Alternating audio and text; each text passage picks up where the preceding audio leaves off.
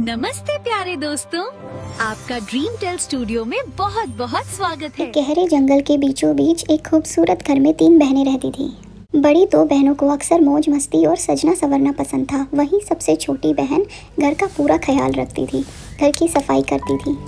वो स्वभाव की बहुत मेहनती थी, घर की पूरी देखरेख वही करती थी। एक दोपहर जब छोटी बहन घर के कामों में व्यस्त थी तो बड़ी दोनों बहनें बगीचे में टहलने के लिए निकल जाती हैं।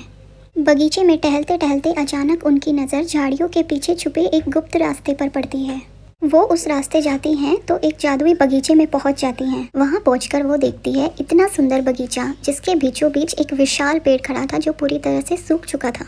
दोनों बहनें कुएं से पानी निकालकर उस पेड़ को पानी देने लग जाती है और जैसे ही वो पेड़ को पानी देती है एक चमत्कार होता है। पेड़ फिर से हरा भरा हो जाता है और वहाँ से एक जादुई बोना प्रकट होता है। वो कहता है, तुमने मुझे श्राप से मुक्त किया, तुमने मेरी जान बचाई, मैं तुम्हारी 3 इच्छाएं पूरी करूँगा, पर मेरी एक शर्त है। शर्त पूरी करने के लिए यहाँ 4 लोगों का होना ज़रूरी है, लेकिन हम 3 हैं। बहनें कहती है, हाँ हमारे साथ हमारी एक बहन और रहती है, हम उसे अभी लेकर आते हैं। इतना कहकर वो अपने घर की ओर निकल जाती है।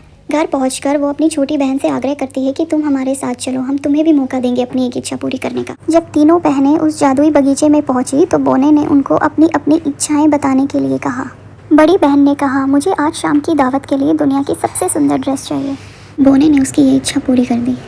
दूसरी बहन ने कहा, मेरी ये इच्छा है कि मेरे बाल और लंबे और सुंदर बना दे। तो बोने ने अपने जादू से उसके बाल और लंबे और सुंदर बना दिए। सबसे छोटी बहन ने बोला, मेरी बस इतनी इच्छा है, मैं जैसी हूँ सभी लोग मुझे उसी रूप में स्वीकार करें और प्यार करें। वहाँ बस एक जादुई रोशनी दिखती है लेकिन कोई बदलाव नहीं होता। तो दोनों बहनें छोटी बहन पर हंसती है कि तुमने अपनी एक इच्छा व्यर्थ कर दी। तीनों बहनें तैयार होकर शाम की दावत के लिए निकलती हैं, लेकिन दावत में एक चमत्कार होता है। लंबे बाल और सुंदर ड्रेस को कोई नहीं देखता, सारा ध्यान आकर्षित करती है वो छोटी बहन। तो बड़ी बहन गुस्से से कहती है, ये क्या हो रहा है? छोटी बहन कहती है, ये उस इच्छा का असर है। ईर्ष्या और जलन में आकर दोनों बड़ी बहनें अपनी छोटी बहन को एक कमरे में बंद कर देती हैं और उसके सारे उपहार खुद छीन लेती हैं। अगली सुबह वो अपनी छोटी बहन के पास जाकर कहते हैं, हम तुम्हें आज़ाद कर देंगे अगर तुम अपनी इच्छा बदल दो तो। और वो फिर से अपनी छोटी बहन को लेकर उस बोने के पास जाती हैं और बोने को कहती है, हमारी छोटी बहन अपनी इच्छा बदलना चाहती है। बोना छोटी बहन से पूछता है, बताओ तुम्हारी क्या इच्छा है? तो छोटी बहन कहती है, मेरी कोई इच्छा नहीं है, मेरी जगह आप ही कोई इच्छा मांग लें। तभी वहाँ एक चमत्कार होता है, एक रोशनी निकलती है और वो बोना एक सुंदर राजकुमार में बदल जाता है। राजकुमार कहता है, धन्यवाद, तुमने मुझे मौका दिया कि मैं इच्छा मांग सकूं और मेरा श्राप टूट गया। तुम एक नेक और साफ दिल की इंसान हो, क्योंकि ये मौका तुमने मुझे दिया इसलिए तुम्हें मेरे साथ मेरे महल चलना होगा। अब राजकुमार लड़की को लेकर महल चला गया। इस कहानी से हमें शिक्षा मिलती है, नेक दिल और दयालुता का फल ही मीठा होता है।